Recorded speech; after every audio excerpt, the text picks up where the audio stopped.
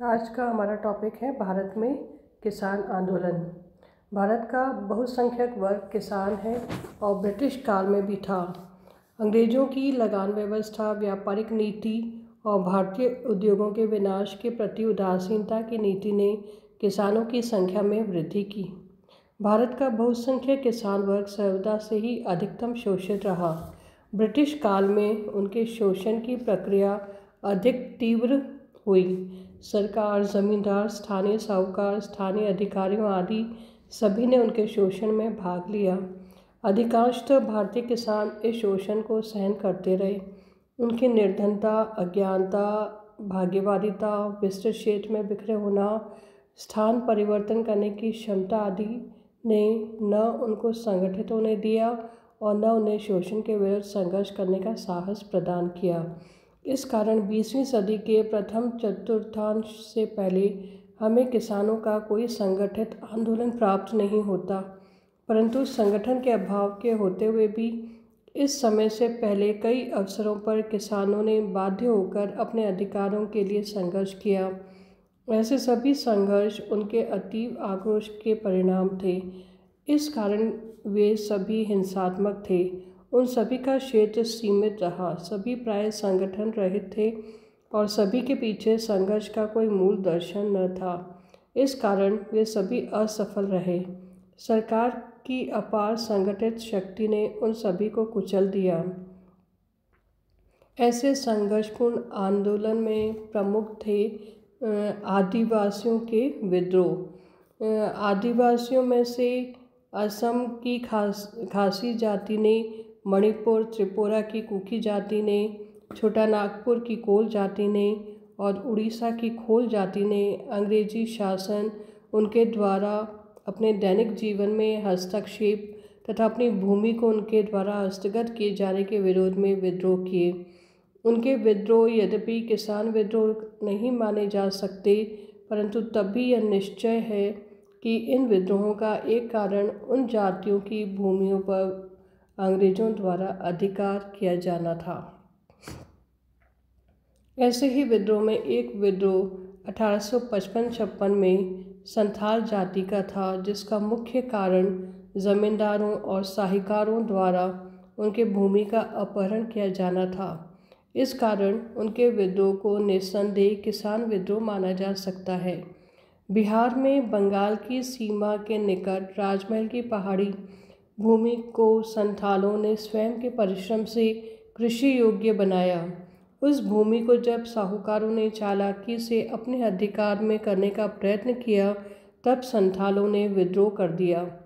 विद्रोह तो दबा दिया गया, परंतु सरकार ने उनकी रक्षा के लिए पृथक संथाल परगनों की स्थापना कर दी, ताकि अन्य व्यक्ति उनकी भूमि पर अधिकार न कर सकें। इसी प्रकार बंगाल में नील की खेती में कार्यरत किसान मजदूरों का विद्रोह हुआ।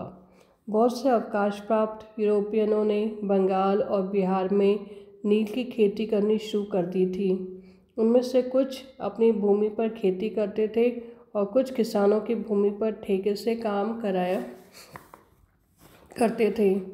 उनका व्यवहार किसान मजदूरों और किसानों के प्रति दासों जैसा हो गया था। उनकी इच्छानुसार कार्य न होने पर वे किसानों की फसलों को जला देते थे, उनके घरों को नष्ट कर देते थे, उनकी स्त्रियों से दुर्व्यवहार करते थे और उनके पशुओं को छीन लेते थे। नील के किसानों की दुर्दशा का विवरण सर्वप्रथम हिंदू पैट्रियट नामक समाचार पत्र में छपा। उसके पश्चात दीनबंधु मित्रा ने उनकी दुर्दशा को नील दर्पण नामक अपने एक ड्रामे में व्यक्त किया तथा राम गोपाल घोष ने अपनी एक पुस्तक में उनके बारे में लिखा, परंतु सरकार ने किसानों की स्थिति पर कोई ध्यान नहीं दिया। अंत में विष्णुचरण विश्वास और दिगंबर विश्वास नामक दो भाइयों ने किसानों को संगठित करके उन्हें खेती न करने के लिए तैयार कर लिया। बाद में यह खेती न करने का आंदोलन 12 गांवों में फैल गया। 1858 से 60 के वर्षों में यह आंदोलन कई जिलों में फैल गया और किसानों ने उस समय तक नील की खेती करने से इनकार कर दिया, जब तक कि उन्हें पर्याप्त सुविधाएं प्रदान न कर दी जाएं। अंत में 1860 में सरकार सरकार ने इस संबंध में एक आयोग के गठन की घोषणा की, परंतु उसकी सिफारिशें भी किसानों को स्वीकार न हुई और नील की खेती बंगाल से नष्ट हो गई। इसी प्रकार नील की खेती में कार्यरत किसानों का यह विद्रोह स्थानीय क्षेत्र में संगठित हुआ। इसकी सफलता का भी सीमित रही।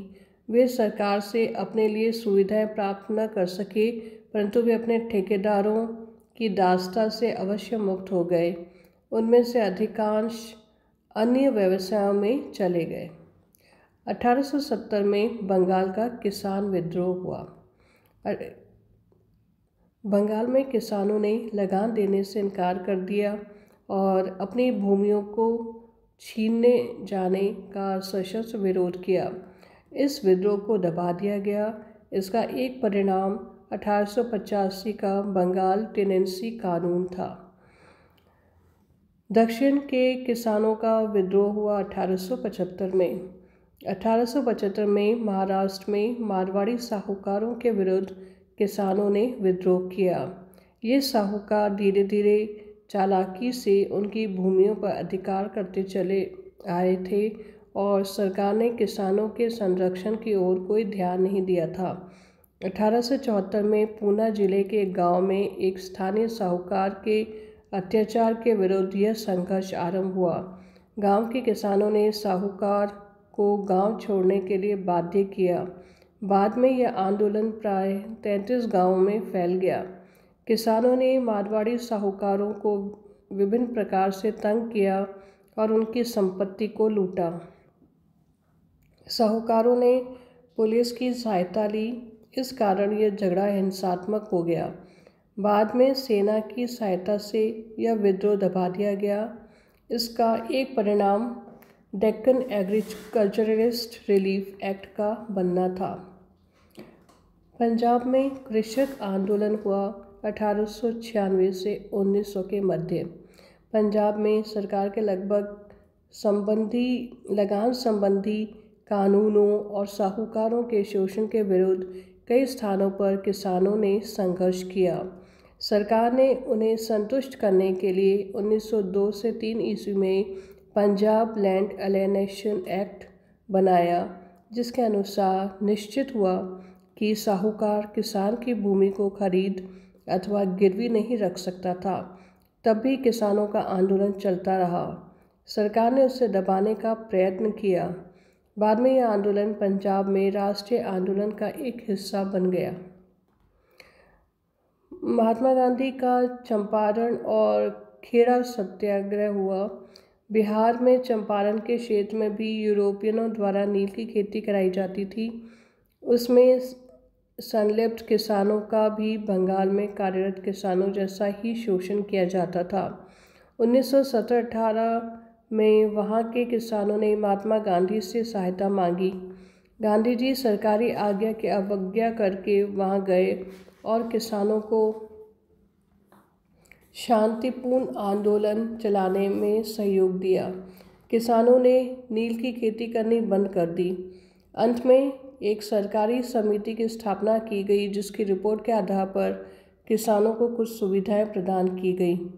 1919 में खेड़ा के किसानों ने लगान देने से इनकार कर दिया, क्योंकि सूखे के कारण उनकी फसल पर्याप्त नष्ट हो गई थी।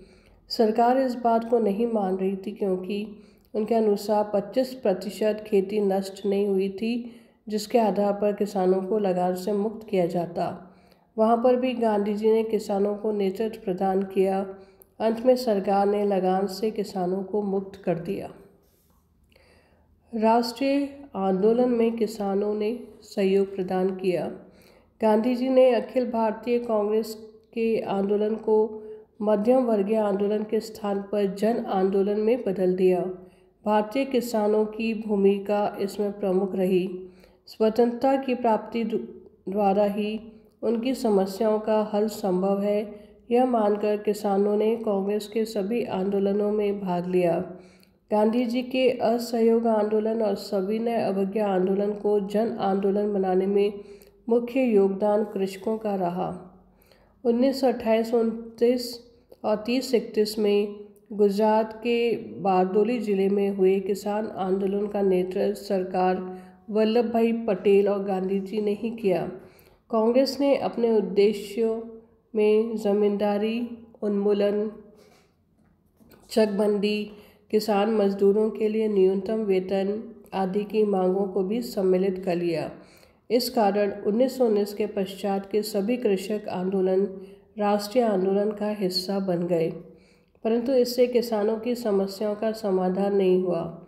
इसी कारण बाद में किसानों को अपनी पृथक सभाएं और समुदाय बनाने की आवश्यकता हुई।